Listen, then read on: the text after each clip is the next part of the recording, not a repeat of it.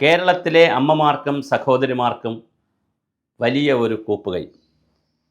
ഞാനിത് പറയാൻ കാരണം, തൊഴിലുറപ്പിനെക്കുറിച്ച് ഞാൻ ഒരു വീഡിയോ ചെയ്തു.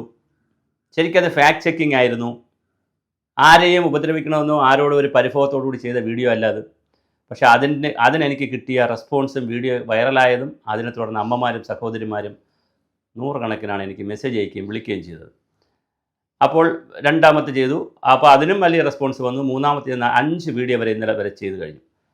ഇനി അങ്ങനെ തൽക്കാലം എന്തായാലും തൊഴിലുറപ്പിൻ്റെ വീഡിയോ ചെയ്യുന്നില്ല.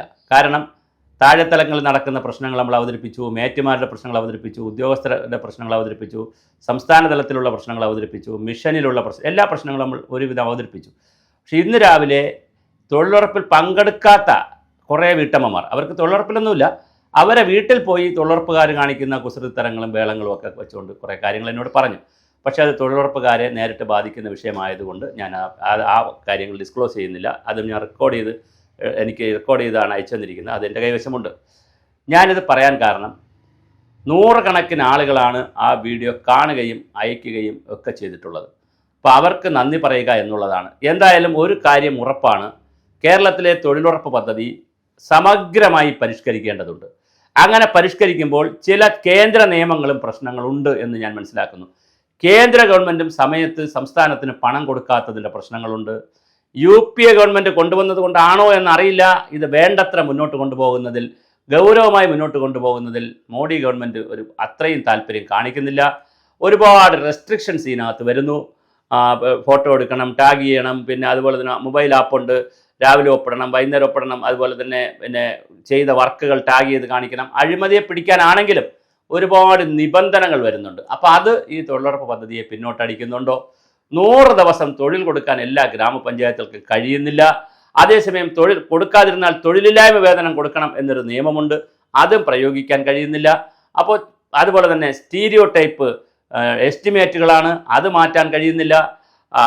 കോൺട്രാക്റ്റ് എംപ്ലോയീസാണ് താഴെ കൂടുതലുള്ളത്, അവരെ സ്ഥിരപ്പെടുത്തുന്നതുമായി ബന്ധപ്പെടുത്തി ഇത് പ്രോജക്റ്റ് ആയതുകൊണ്ട് കഴിയുന്നില്ല എന്നുള്ള പ്രശ്നമുണ്ട്.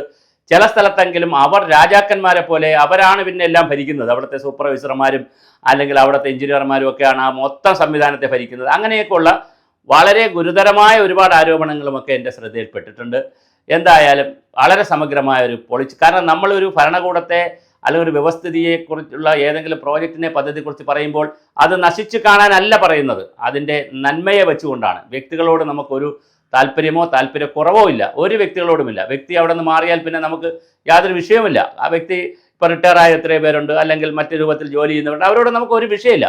പക്ഷേ ജോലി ചെയ്യുമ്പോൾ ജോലി എടുക്കുന്നതിൽ കുഴപ്പമുണ്ടെങ്കിൽ പൊതുജനങ്ങളുടെ ഫണ്ട് ആയതുകൊണ്ട്, പൊതുജനങ്ങളുടെ ടാക്സ് പൈസ ആയതുകൊണ്ട് ഈ രാജ്യത്തെ ആദിവാസികൾക്ക്, ദരിദ്രർക്ക്, ദളിതന്മാർക്ക്, പട്ടികജാതി പട്ടികവർഗക്കാർക്ക്, എല്ലാ സമുദായത്തിലെയും പാവപ്പെട്ടവർക്ക്, എല്ലാ മതത്തിലെയും പാവപ്പെട്ടവർക്ക് മുതൽ സമ്പന്നർക്ക് എല്ലാവർക്കും ചെലവാക്കാനുള്ള പണം എടുത്തിട്ടാണ് ഇതൊക്കെ ചെയ്യുന്നത്. അപ്പോൾ അത് കൃത്യമായി സുതാര്യത, സത്യസന്ധത, അതിനകത്തൊരു അക്കൗണ്ടബിലിറ്റി എല്ലാം ആവശ്യമുണ്ട്. അതുകൊണ്ടാണ് ഇത്തരം വീഡിയോസ് ചെയ്യുന്നത്. എന്തായാലും വലിയ റെസ്പോൺസാണ് കേരളത്തിലെ തൊഴിലുറപ്പുകാർ നമുക്ക് തന്നത്.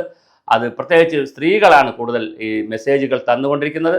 പിന്നെ ഞാൻ കമൻറ്റ് ബോക്സ് നിങ്ങൾ നോക്കിക്കഴിഞ്ഞാലും 1-2 പേർ അതിനകത്ത് ഇതെന്തിനാണ് ഇങ്ങനെ വീഡിയോ ചെയ്തതെന്നൊക്കെ ചോദിച്ചു എന്നുള്ളത്, ബാക്കി എല്ലാ ആളുകളും അതിൽ പറഞ്ഞിരിക്കുന്നത് സത്യമാണെന്ന് പറയുകയാണ്. തീർച്ചയായിട്ടും വലിയ പോസിറ്റീവ് റെസ്പോൺസാണ് വന്നത്. ഇനി വരേണ്ടത്, ഇത് മിഷനിലിരിക്കുന്ന ആളുകളും കൂടി ഇത് കാണണം, ജില്ലാ മിഷൻകാർ കാണണം, പഞ്ചായത്തിലുള്ളവർ ഇത് കാണണം. നിങ്ങളിത് കണ്ടതിന് ശേഷം ആവശ്യമായ കറക്ഷൻസ് വരുത്തണം.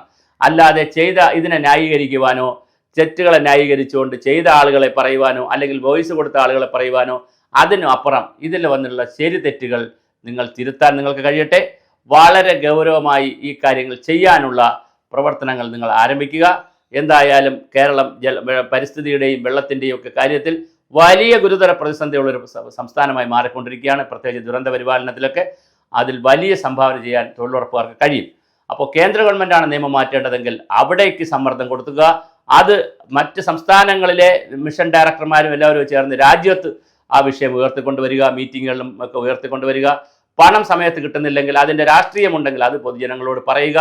അങ്ങനെ വളരെ സുതാര്യമായി ഈ വർക്ക് നടക്കട്ടെ. കാരണം കോടിക്കണക്കിന് ജനങ്ങൾക്ക്, കേരളത്തിൽ പോലും 50 ലക്ഷത്തോളം ആളുകൾക്ക്, അവർക്ക് 300-350 രൂപയായാൽ പോലും അവർക്ക് അവരുടെ വീട്ടിൽ അന്നം കിട്ടുന്നത്, അല്ലെങ്കിൽ അവർക്ക് അവരുടെ അടുപ്പ് പോയുന്നത് ഇതുകൂടി കൊണ്ടാണ് എന്നുള്ളത് കൊണ്ട് തന്നെ ഈ പദ്ധതി നശിക്കാൻ പാടില്ല. പദ്ധതി വളരട്ടെ. പക്ഷേ എല്ലാ പുഴുക്കുത്തുകളെയും എടുത്തു കളഞ്ഞാൽ എത്ര മനോഹരമായൊരു പദ്ധതി ഇല്ല എന്ന് തന്നെ പറയാം. അതുകൊണ്ട് തന്നെ ഞാൻ ഇതിൻ്റെ പ്രവർത്തകർക്ക്, അത് മിഷൻ ഡയറക്ടർ മുതൽ താഴോട്ട് എല്ലാവർക്കും വേണ്ടിയിട്ടുള്ള ഒരു തിരുത്തലിന് വേണ്ടിയിട്ടുള്ള എല്ലാവരും ഇത് തിരുത്തണം. ആരാണോ എവിടെയാണോ തിരുത്തൽ വേണ്ടത്, അല്ലെങ്കിൽ എവിടെയാണോ തിരുത്തിക്കേണ്ടത്, അത് നടത്താനുള്ളൊരു പ്രോസസ്സായി, ഒരു അക്കാഡമിക് പ്രോസസ്സ് എക്സർസൈസായി ഇതിനെ കാണണം. തീർച്ചയായിട്ടും ഞാൻ ഒരിക്കൽ കൂടി ഇത് എനിക്ക് വോയിസ് അയച്ചു തന്നിട്ടുള്ള, എന്നെ വിളിച്ച് പരിഭവങ്ങൾ പറഞ്ഞിട്ടുള്ള, ഇതല്ല ഇതിനേക്കാൾ കൂടുതൽ പ്രശ്നങ്ങൾ ഉണ്ടെന്ന് എന്നോട് എൻ്റെ ശ്രദ്ധയിൽപ്പെടുത്തിയിട്ടുള്ള എല്ലാ സഹോദരിമാർക്കും അമ്മമാർക്കും വീണ്ടും ഒരിക്കൽ കൂടി കൂപ്പുകൈ.